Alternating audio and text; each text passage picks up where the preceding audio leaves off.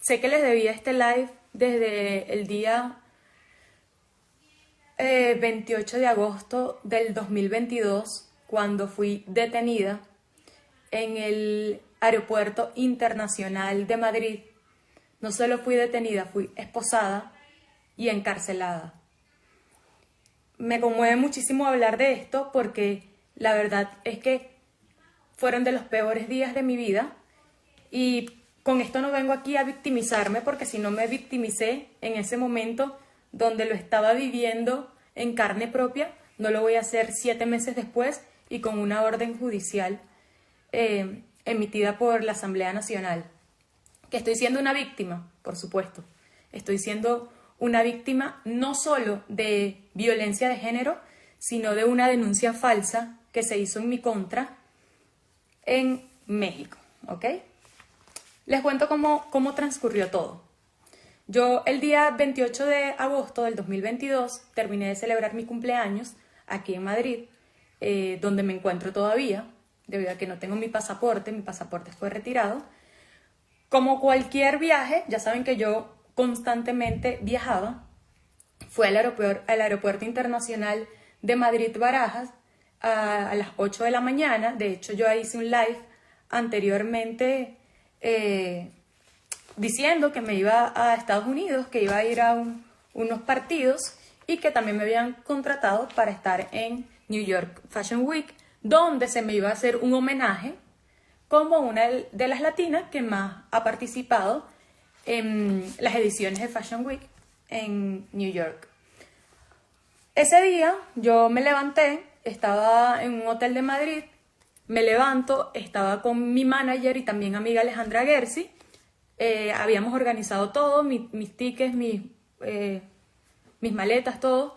Y bueno, me fui al aeropuerto. Cuando llego al aeropuerto, fui sorprendida por agentes policiales de Interpol, quienes no solamente me detuvieron de una manera poco agradable, sino que me leyeron una cartilla donde uno, por supuesto, me dijo que todo lo que yo dijera iba a ser usado en mi contra, que yo tenía una orden de aprehensión, que tenía derecho a un abogado y que tenía derecho a no declarar en mi contra.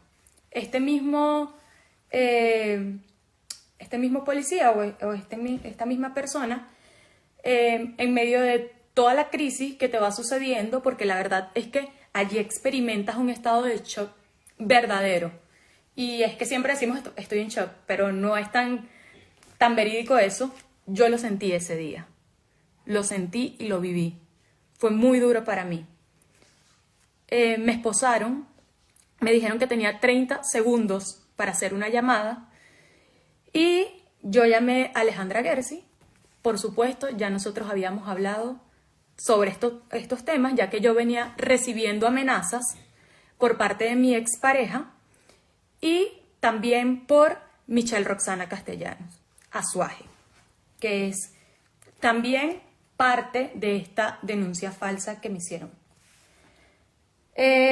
Cuando yo le pregunto a la gente qué es lo que estaba pasando, él me dice que tengo una denuncia por tráfico de personas y que la sentencia que estaban pidiendo era entre 22 años a 33 años de prisión.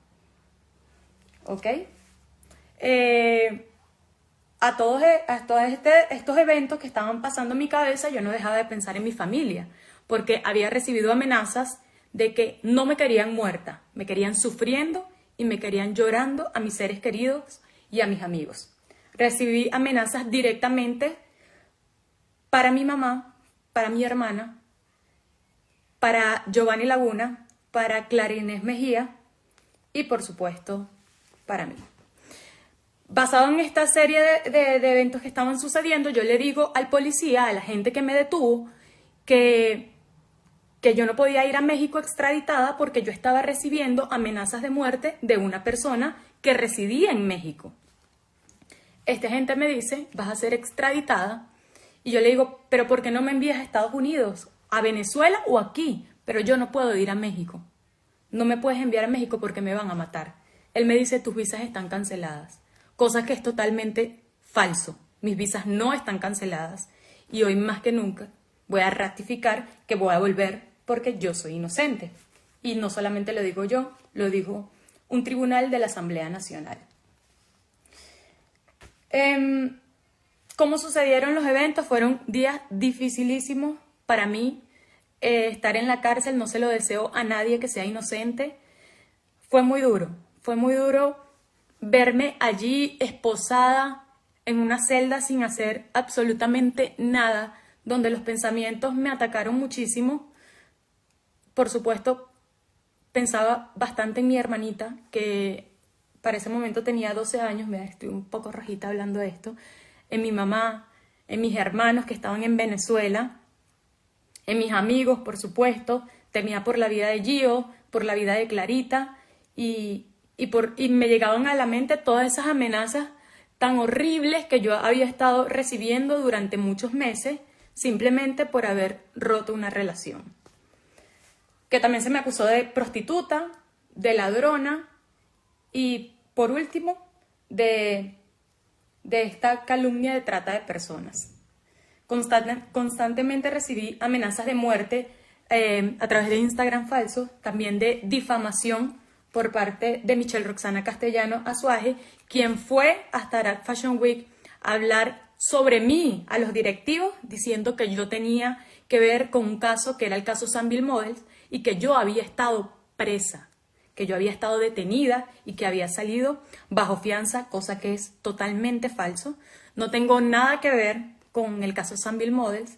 De hecho, mi abogado y el equipo de expertos que estuvieron investigando mi caso, a través de mis movimientos migratorios, también se dieron cuenta de que el día de la fiesta y el día de la detención de estas jóvenes en Venezuela, yo no estaba allá. Y aún así, Michelle me culpó delante de directivos, quienes me conocen desde hace mucho tiempo, de este atroz evento. No obstante, se hizo realidad esto que recibí el día exactamente 26 de mayo, donde recibo la orden de aprehensión de forma extrajudicial, donde dice: tienes orden de aprehensión en México por trata de blancas. Ya está circulando por Interpol. Obviamente, yo jamás pensé que esto iba a llegar a instancias internacionales y que yo iba a ser detenida por un evento o por una serie de eventos atroces que yo no cometí. Para explicarles un poco más el caso, y espero que ustedes vayan en el hilo, porque la verdad es que fue difícil todo lo que pasó. Tuve una comparecencia, disculpen si el término que estoy utilizando no es el correcto, pero creo que así lo llaman acá, y es que básicamente después de estar en la celda, apresada y esposada, porque siempre estuve esposada, va un abogado, es más, van dos abogados. Cuando entra mi abogado actual, que es Nielson, él me dice que afuera yo tenía dos abogados más. Tenía un abogado que asigna el Estado y un abogado que había enviado mi familia. Por supuesto, de una vez yo me percaté que mi familia no pudo haber sido, porque mi familia son personas de bajos recursos. Segundo, están en Venezuela, no tenían los medios para pagarme un abogado y tampoco el acceso para hacerlo, así que es posible que la parte contraria también me haya enviado un abogado para yo caer en una trampa. ¿Ok? Bueno, salgo de la cárcel bajo libertad condicional o bajo presentación. Tenía que ir todas las semanas a presentarme, a firmar, dando fe de que yo estaba aquí. Algo que sucedió, y de verdad que se lo agradezco principalmente a Dios y al juez que me atendió en ese momento, que me dio esa libertad condicional, porque si no yo hubiese estado todo este tiempo en la cárcel siendo inocente, mientras se recopilaban todas estas pruebas, que seguramente si yo hubiese estado encerrada iba a ser mucho más difícil. Pero gracias a Dios, al universo, a la vida, ese juez, pues salí. Cuando pongo en marcha, por supuesto, la investigación, también la justicia aquí en España es bastante severa, bastante fuerte, un equipo grandísimo trabajando en este caso. Llegan las supuestas pruebas o la declaración de las chicas que me demandan en México y me demandan dos niñas de 20 y 22 años y describen una serie de eventos que según ellas habían sucedido en México donde yo había sido partícipe. Aquí tengo los escritos y se los voy a ir diciendo poco a poco para que ustedes puedan ir entendiendo. En los escritos dice que las testigos protegidas, por supuesto, tienen las iniciales AGM y la otra inicial no la tengo aquí a la mano, pero son dos testigos protegidos que no sé los nombres. Ellas afirman que nos conocimos el día 28 de agosto del 2021 a las 2 de la tarde y dicen exactamente que yo estaba en un centro comercial en la tercera planta, en la planta de la feria de comida, y que yo me acerqué a ellas presentándome bajo el nombre de Yorbriele Ninosca Vázquez Álvarez, que además le dije que era de nacionalidad venezolana, y que le mostré mi pasaporte. Que cuando ellas vieron mi pasaporte, pudieron ratificar que los datos que yo estaba dando eran ciertos. Pero cabe destacar que esto comprobado no solamente con mis movimientos migratorios aportados por el propio Interpol, sino también de los sellos de mi pasaporte, boletos, las líneas aéreas enviaron un documento donde dice que no solo compré yo el boleto, sino que también volé, es decir, me monté en ese vuelo. Testimonios de amigos cercanos, fotos de Instagram, pudimos reafirmar que yo en ese momento estaba en Venezuela. El mismo 28 de agosto yo estaba en un hotel en Caracas y me hicieron una prueba PCR ese día porque yo el día 29 volaba Caracas, Panamá, Panamá, Bogotá. El 28 de agosto me realizaron una prueba PCR en el Hotel Renace, en la habitación 801, con la doctora María Valera, quien envió, por supuesto, la prueba PCR que la tenía yo guardada, la conversación con la doctora, donde también le envié mi ubicación, y también estaba celebrando ese día antes de la prueba PCR, estuve celebrando con unos amigos que incluso no tienen pasaporte. O sea que no estuve en México el día 28 de agosto. También dicen que en ese momento intercambiamos números telefónicos que no coinciden con mi número de teléfono que he tenido durante años y que además yo la cité en dos fechas más. El 18 de septiembre y el 25 de septiembre. Yo vuelo el día 29 de agosto, Caracas, Panamá, Panamá, Bogotá, y allí me hacen unos exámenes al llegar porque yo me iba a hacer una cirugía estética, donde tenemos el relato del doctor, tenemos mis citas médicas. Ya saben que cuando uno hace un procedimiento estético tienes que ir constantemente a visitar al doctor y te hacen chequeos médicos para ver la evolución. Además, yo no podía montarme en un avión durante 21 días para que me dieran el alta. Tengo mis sellos del pasaporte donde afirma que yo entré a Bogotá ese día, el día 29 de agosto. El hotel donde me quedé, que fue el Hotel Salvio, pudo aportar toda la documentación de cómo pagué, de con quién estuve y el tiempo que estuve en ese hotel. El doctor dio también, por supuesto, la reafirmación de que tuve la cirugía, la prueba PCR que se me hizo antes de mi cirugía, los exámenes, mis tarjetas las pasé pagando esos exámenes, así que mis movimientos bancarios también dicen que estuve en Bogotá. Por supuesto, el relato de las enfermeras que me atendieron durante todos esos días que estuve. Y como les dije, el hotel ratificó que yo estuve allí hasta el día 21 que vuelo a Medellín. Es decir, que en los eventos donde ellas dicen que trabajaron como azafatas para nosotros los venezolanos quiere decir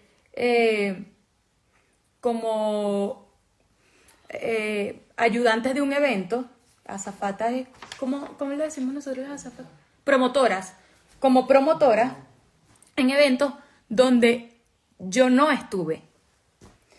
Y el día más cumbre, y de verdad que me parece atroz y me parece repugnante, macabro lo que hicieron y el testimonio de estas chicas, es que ellas dicen que el 9 de octubre del 2021 yo las cité en un lugar, específicamente en el Hotel Presidente de México, un hotel 5 estrellas que está monitoreado 24/7 y que siempre están allí, te piden tu identificación para todo. Ellas dicen que yo las cité en ese lugar y que ellas me vieron, que yo conversé con ellas, incluso me describen cómo llegué al lugar, que ellas trabajaron como azafatas o promotoras en un evento y luego yo las hice subir a unas habitaciones donde las forcé, las toqué y además las obligué a tener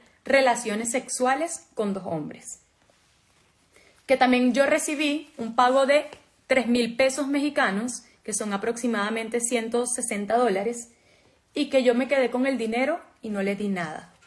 Y que por 30 minutos ellas estuvieron obligadas a tener relaciones sexuales con 2 hombres que también describen y no conozco. Obviamente este fue el día en que más la Audiencia Nacional, los entes españoles, buscaron y reafirmaron que yo no estaba ni siquiera en el mismo continente que estas personas. Yo no estaba en México. Yo estaba en Turquía y estaba con Alejandra Gersi, estábamos en la Fórmula 1. Tengo boleto de avión del día que entré para la Fórmula 1, mi prueba PCR, el documento de salud que se llenaba para ese día, fotos en la Fórmula 1, que la decoración de ese día fue solo para ese día de la Fórmula 1. También recibimos un informe de Turquía donde dice que yo estuve desde el día 9 hasta el día 11 en Turquía, y así también lo dice mi prueba PCR y el hotel donde me quedé. Por supuesto, esto se redujo a que la probabilidad de que yo haya cometido estos hechos fue 0. Y ahora quiero leer. ¿Me prestas tu teléfono, porfa? Sí, claro. Para poder leer lo que se dijo. Y yo quería hacer una entrevista bonita a ustedes. Le quería hacer una entrevista bien arregladita, explicarle, y lo voy a hacer porque ya lo tengo planificado, pero sentía la necesidad de hablar con ustedes porque sé que mucha gente que está del otro lado me apoyó, aún sin saber estos hechos me apoyó. Y sentía la necesidad de gritarlo al mundo, y yo sé que muchos de ustedes esperaron que yo hablara el día de mi detención o el día que salí, porque yo salí a los días de estar detenida, ¿ok? Y yo sé que ustedes necesitan una explicación, pero a mí no me gusta hablar sin base y sin pruebas. Es verdad, yo sabía que era inocente, en mi corazón yo era inocente, pero como la mayoría de los seres humanos, en la primera persona que yo pensé fue en mi mamá. Y las personas que yo necesitaba que creyeran en mí, que estuvieran allí, eran mi familia y mis amigos. Con esto quiero decirles que yo conocí que los verdaderos amigos existen. Que muchas personas como ustedes que están allí viéndome, que ni siquiera me conocen, nunca me han visto, creyeron en mí y me dieron fuerzas. El amor de Dios, que muchas veces yo lo refuté, lo aprendí, me tuve que arrodillar ante Dios en una celda y decirle: Dios mío, ayúdame. No no sabía cómo demostrarlo. Y lo que más me preocupaba es que mi gente que estaba afuera estuviese bien y que yo no pudiera estar ahí para protegerlos. Fue realmente duro. Y no quiero llorar. Me prometí que no iba a llorar en este live. Y bueno, el día de hoy se conoció que la Audiencia Nacional dio un veredicto y por fin pone esta calumnia que hicieron en mi contra en el punto de cierre. Llegamos al fin. Y hago mías las palabras del tribunal porque lo quiero citar textualmente. Y dice que la solicitud de extradición de Yorbriela Ninosca Vázquez Álvarez solo tenía ánimo de espurio, es decir, que era falso, que era ilegítimo y de torticero. Busqué la definición de torticero y significa que no se ajusta a la ley ni a la moralidad y que no puede ser respaldado en derecho. Como les dije anteriormente, he sido víctima de una violencia de género sin precedente internacionalmente por mi expareja y también por Michelle Roxana Castellanos Azuaje, quien no solamente estuvo detrás de esta falsa denuncia, sino que también intentó hacer una causa parecida o igual en Venezuela. Ella quería, además de este problema que ya yo tenía en México, incluirme una serie de eventos en los que yo no participé, como fue el caso de Jenny Rosales y del Sambil Model, donde ya les dije que ratificamos que yo no estaba allí, que no estuve en Venezuela y que no tengo ninguna relación con estas personas que también van a estar en mis oraciones porque sé lo difícil que es estar en esta situación y que ella también señala como prostitutas.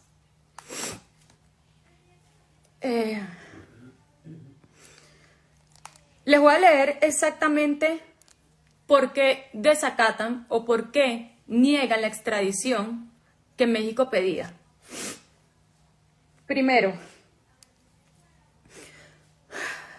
el primero de ellos es la falta de requisitos formales. Al mencionar que incluso la orden de detención emitida por México no cumple con los requisitos de ese país, al no haber realizado ninguna investigación sobre la mentira que se ha presentado delante de la Fiscalía mexicana. Segundo, por la imposibilidad de haber cometido los delitos, lo cual la Asamblea Nacional me declara inocente por la sencilla razón de que no he estado en México en las fechas denunciadas. Todo comprobado por sellos de pasaporte, certificación de las aerolíneas y la certificación de movimientos migratorios emitidos por el propio Interpol.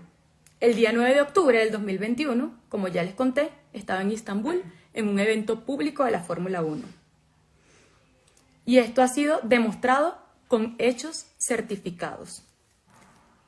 La tercera, las graves amenazas reales que he recibido por parte de mi expareja, Javier Rodríguez Borgio, y por haber aportado toda esta documentación.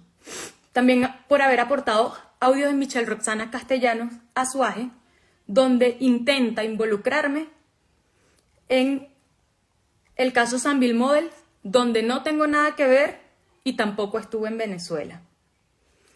Y por último, la necesidad constitucional que tiene el Estado español de proteger y protegerme a la vista de todo lo anterior. La verdad es que yo estoy muy contenta de que se cierre este capítulo de mi vida y de la mejor manera, porque no ha sido nada fácil. No ha sido nada fácil, no solamente para mí, sino para mis padres, para mis hermanos, para mis amigos, inclusive para ustedes. Mucha gente que la ha pasado mal y que lo ha vivido por mí. Yo la verdad me siento muy indignada porque pese a todo esto, y como les dije, no quiero victimizarme ante ustedes, porque si no lo hice saliendo de la cárcel, no lo voy a hacer a estas alturas. Pero sí me siento muy indignada, no solamente por estos actos tan atroces de los que se me acusaron, tan difíciles de digerir, porque de verdad que la acusación no tiene precedente, no tiene cabida alguna y no entra en mi cerebro cómo pueden existir personas tan malas que no solamente tuve que enfrentar esto, sino que paralelamente enfrentar que me hacían brujería, enfrentar el acoso cibernético que constantemente me expone, el recibir amenazas de que mi familia va a amanecer muerta, de que inclusive yo podría amanecer muerta, aunque las últimas fueron de que ya no me querían muerta, me querían sufriendo y llorando por mis amigos y por mi familia. También, y lo tengo todo escrito porque eran tantas cosas que yo les quería decir a ustedes, que lo tenía que tener organizado para que no me faltaran cosas. Y bueno, algo que sí me tiene bastante impresionada es que la fiscal general de México se haya prestado para hacer una entrevista a nivel nacional o unas declaraciones a nivel nacional, aún siendo mujer como yo.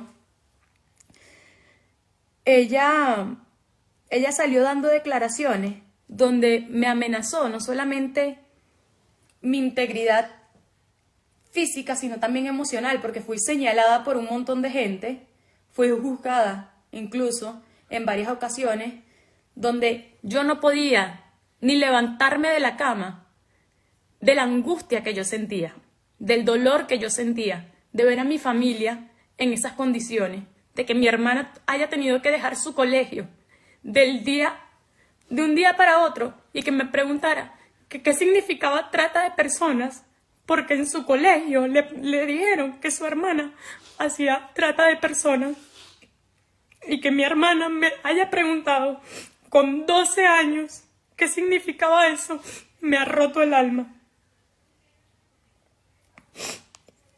Que mi familia haya tenido que dejar su casa, sus comodidades, por venirse a España a protegerse. Y me parece injusto que hayan puesto en riesgo mi vida y la de mi familia. Me parece injusto que una fiscal, siendo mujer como yo, se haya prestado o no haya investigado estos hechos y que haya hablado ante millones de personas acusándome de que yo podía estar en un delito de trata de personas en México, cuando yo ni siquiera estuve en México. Cuando ni siquiera se dieron la tarea a revisar si yo estaba en México, si mis movimientos migratorios estaban allí. Y quiero culminar este live porque ya me estoy poniendo bastante emotiva. Y creo que es que las mujeres del mundo que estamos siendo víctimas de violencia de género actuamos diferente a como actuó Michelle Roxana Castellanos Azuaje, que no solamente se prestó para una denuncia falsa, sino que intentó hacerlo en mi país, donde ella muy bien conoce las leyes, donde ella muy bien también sabía que yo no tenía nada que ver con el caso Sambil Models, donde ella envió esos audios meses antes hasta que yo estuviera enterada que estaba siendo investigada. ¿Cómo es que ella sabía que yo estaba siendo investigada? Meses antes de mi detención. No actuamos como ella. Me parece que se salió de las manos. Me declaró una guerra que yo en su momento pensé que era una guerra de mujeres, de modelaje, de belleza, y me la tomé a la ligera. Jamás pensé que podía poner en riesgo mi integridad como mujer y mi vida. Tampoco que podía poner la integridad y la vida de mi familia y mis amigos más cercanos en una línea muy delgadita, donde, por suerte, y espero que así continúe, no pasó a mayores. Y creo que las mujeres del mundo en este momento debemos unirnos para hacer frente a todos estos actos tan bochornosos que hacen eco en todos los rincones y en todos los niveles sociales. Y es que todas podemos enfrentar esto. Y podemos enfrentar al más pobre o al más poderoso con la verdad. Y espero que este live no se preste para malinterpretar mis emociones, porque la verdad es que sí estoy muy emocionada y como les dije, he tenido mi integridad como mujer, física, psicológica, económica,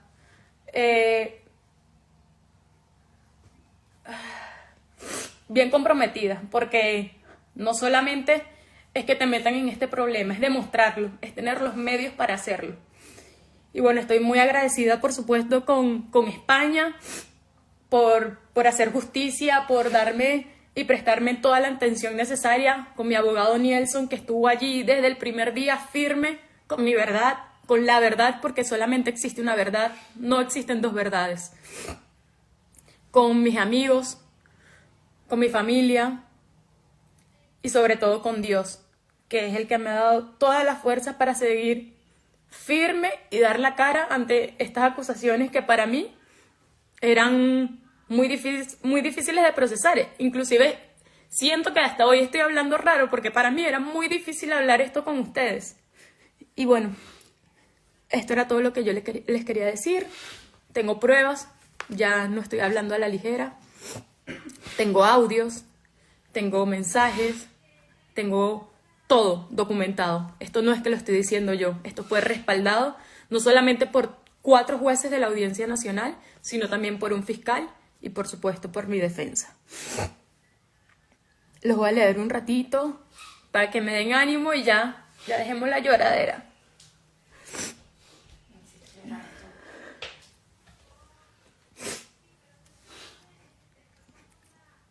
A ver, eres bendecida y Dios está contigo. Te amamos, un abrazo de oso, Mergil. Mucha gente que me conoce, que no me conoce. La verdad es que estoy tan agradecida con ustedes porque este problema fue muy grande para mí. Fue inmenso. El problema que yo, pues, he tenido más, no miedo, pero sí me costó enfrentarlo muchísimo porque fue un problema gigantesco, pero gracias a Dios, a mi familia, a mis amigos y a ustedes me dieron la talla en todo esto y espero que los responsables de este caso no solamente puedan enfrentar a la autoridad, sino que también puedan encontrarse con Dios y perdonarse a ellos mismos, porque nosotros podemos engañar a todo el mundo, inclusive a nuestras madres, que son los seres que más nos conocen, pero a nosotros mismos jamás nos vamos a engañar y ustedes saben lo que hicieron. No les quito más tiempo y los amo. Gracias por todo.